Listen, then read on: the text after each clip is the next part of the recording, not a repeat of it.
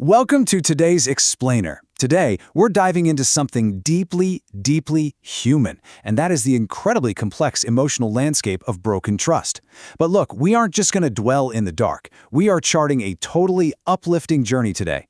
We're going to track the aftermath of betrayal, starting from those really confusing, heavy shadows of hurt, and we're going to move step by step straight into the warm, resilient light of recovery. So let's jump right in.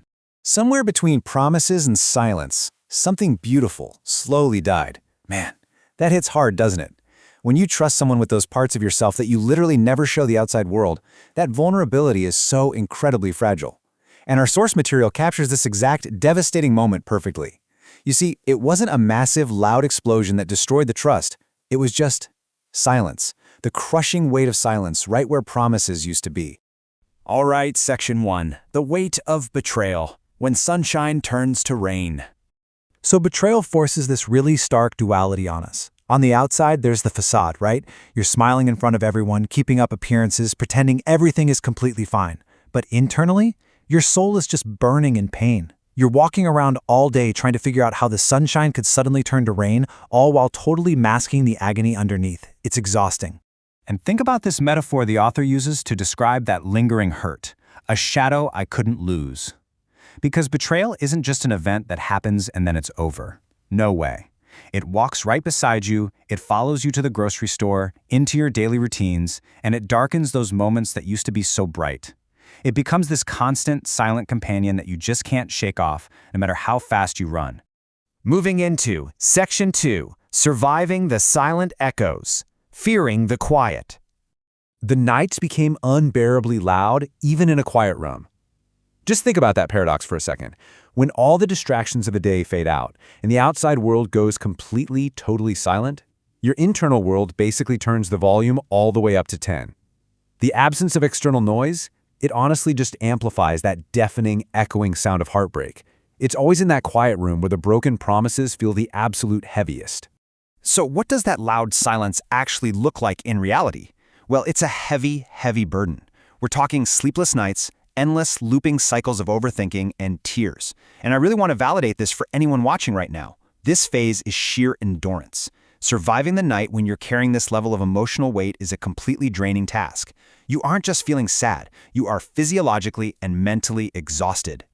Section 3. Learning to breathe again. Small daily actions. Here is where we start to see the light, because healing doesn't just happen all at once overnight. It happens little by little. It starts with just surviving the night. Check. Then it's about facing the memories without letting them absolutely break you. And finally, taking a single breath.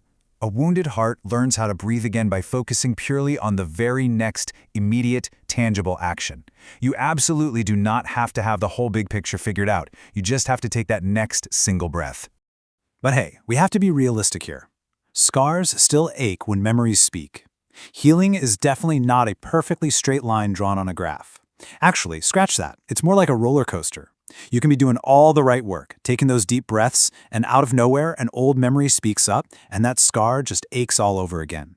Our source material reminds us that this is a completely 100% normal part of the process. An aching scar doesn't mean you aren't healing, it literally just means you were genuinely wounded. Section 4. Strength born in shadows. Refusing to stay weak.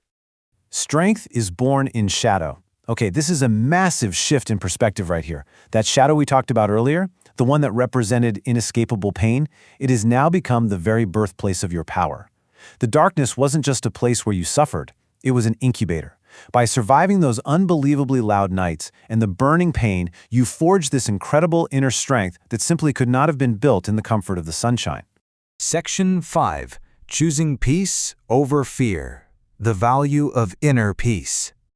To fully step into that warm light and embrace peace, some things just have to get left behind.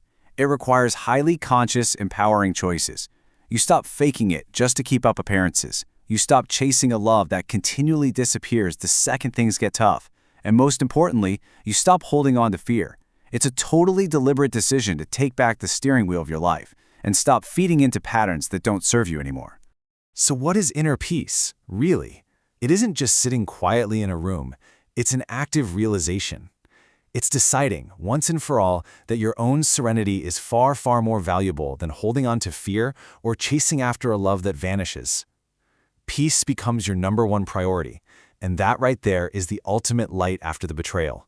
Finally understanding your own immense value and absolutely refusing to trade your peace for anyone else's inconsistency. As we wrap up this explainer, I want to leave you with a deeply reflective question. Are you ready to love again, without trembling inside? Because ultimately, that is the true destination of this journey. It's not just about surviving the worst of it. It's about eventually reaching a place of such profound, unshakable inner strength that you can confidently open your heart to the future, entirely free from the fear of the past. Thank you so much for joining me on this journey from shadow to light. Take that next breath and keep moving forward. I'll catch you in the next one.